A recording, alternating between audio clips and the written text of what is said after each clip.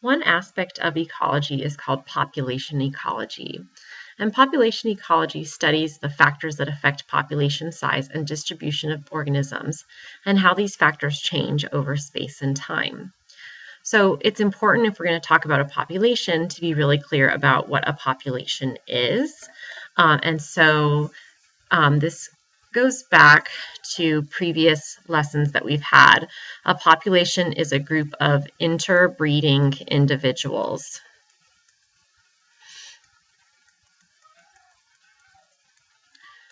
So this is not the same thing as the term species, right? And that's the most common confusion, is to think like all humans are in the same population, for example, or all deer are in the same population just because they're the same species.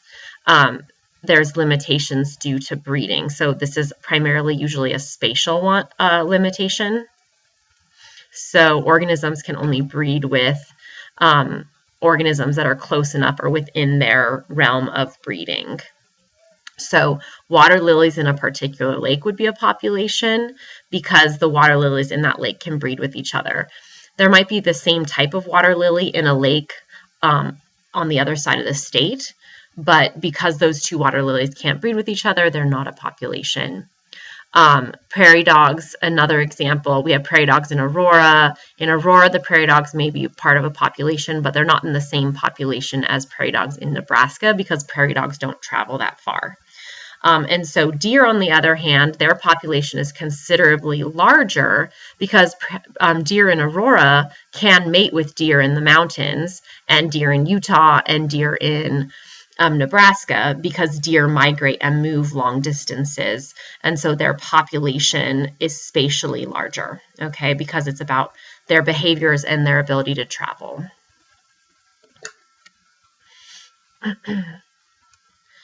So how do we understand population ecology? We really use specific metrics to measure and describe population ecology. And so probably the most obvious one is size. How many individuals are within that, though sometimes that's only females, right? So we might only measure females rather than the total population. We're oftentimes interested in the density of organisms, so not just how many they are, but how closely they group together. So do they tend to clump in a small area, or do they disperse widely across the landscape? That tells us about density. And we can think about the human example too. This is obviously a really interesting human population issue too, as to whether humans are grouped together in cities or dispersed evenly across rural or more distributed across the landscape. Dispersion patterns relate to density, so they demonstrate how organisms might be clumped or more spread across the landscape. Reproductive strategies help us understand age groups. So reproductive strategies and we're going to go through all these in detail, so I'm just briefly going through them, but reproductive strategies are about how they reproduce and what pattern of reproduction they have, like when they're infertile. Age classes or structure is how the different age groups match up, like are there a lot of young or there are a lot of old.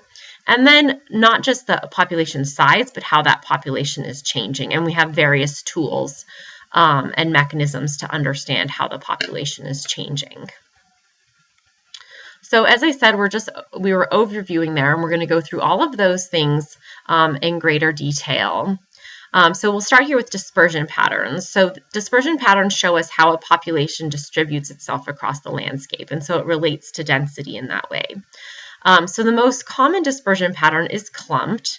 And so this is showing a clumped pattern. So we see that individuals tend to be located in two places on this particular area, and then not in other places.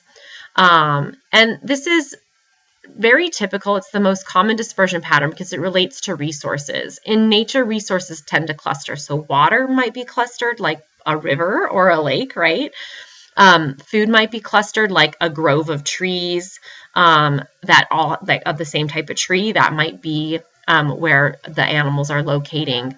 So organisms are following resources and clumping in this way. It can also be promoted by social behavior. So organisms that are herds, for example, then they will be clumped because they like to be with each other. In this particular example, they're clumped due to the water resource. So we see an oasis of trees. There must be a well, a spring, a natural spring here that's providing water for these trees. And so this is driven by resources. In some cases, we might have a uniform distribution across the landscape or dispersion pattern. And so this is what this looks like. And here we can see these birds evenly dispersing themselves across this beach. And the reason why they're doing this is because of nesting behavior. And so they are typically driven to do this by competition. So competition is going to cause this type of pattern. And so these birds are competing for space for their nest. And so they are maintaining this little area around them for their own nest. And so you get this uniform pattern. So a lot of territorial kind of behavior it can also cause this, in addition to just general competition. So for example, like a large cat maintains a territory, like a tiger maintains a territory, and they each have sort of their own territory that they maintain, and that distributes them in a more uniform way across the landscape rather than clumping. The most rare in nature is random, so there's no particular pattern to this dispersion that we see here. They're just randomly located across the landscape.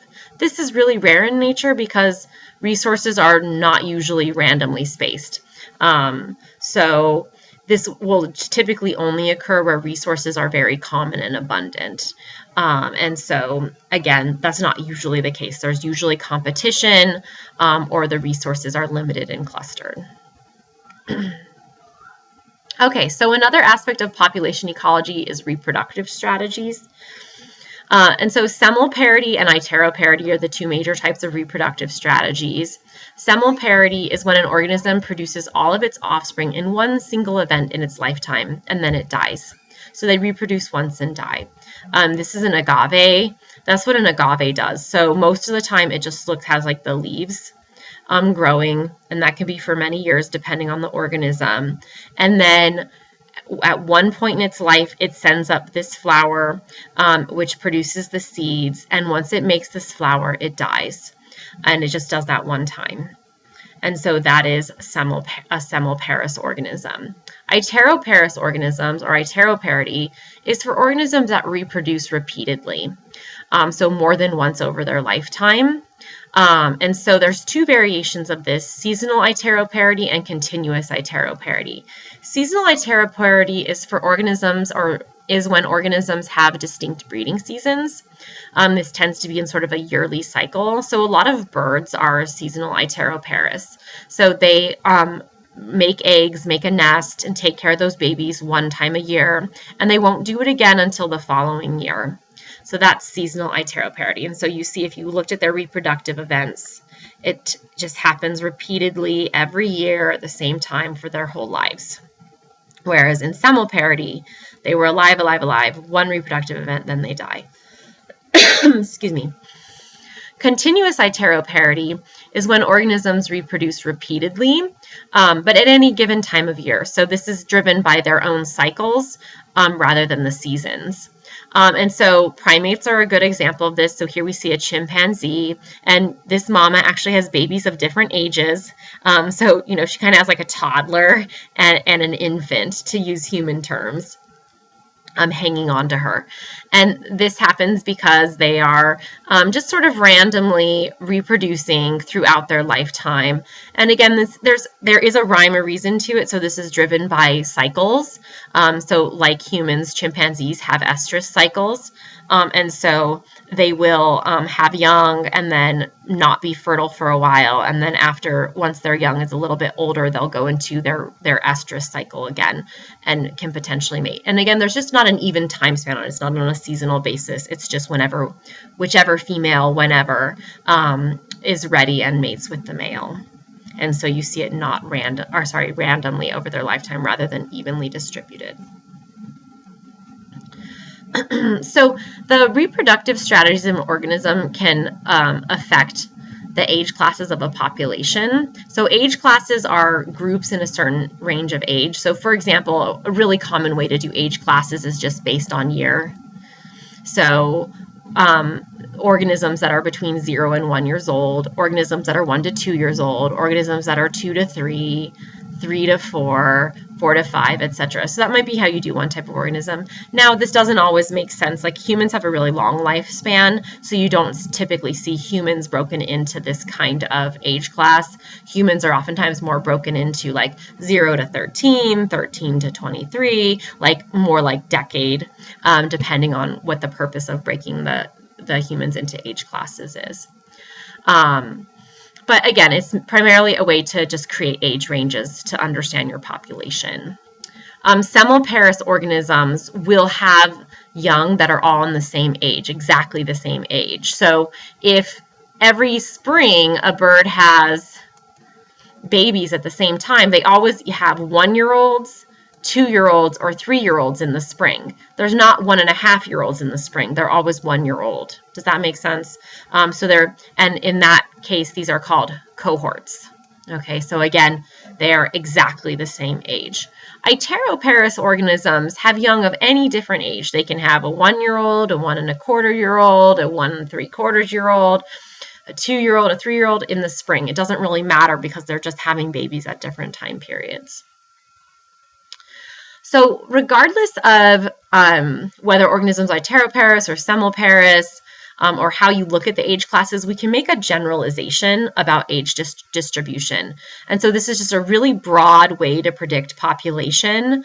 If a population has a lot of young, so if they have a relatively large proportion of young, then they're going to have an increasing population. If they have instead a large population of old, so a larger proportion of old, or we could say a smaller proportion of young, then you can generally predict that that population would be decreasing. So again, this is really inaccurate, but this is a quick, fast way to predict what's happening to a population just by looking at whether there are more young or more old individuals in the population.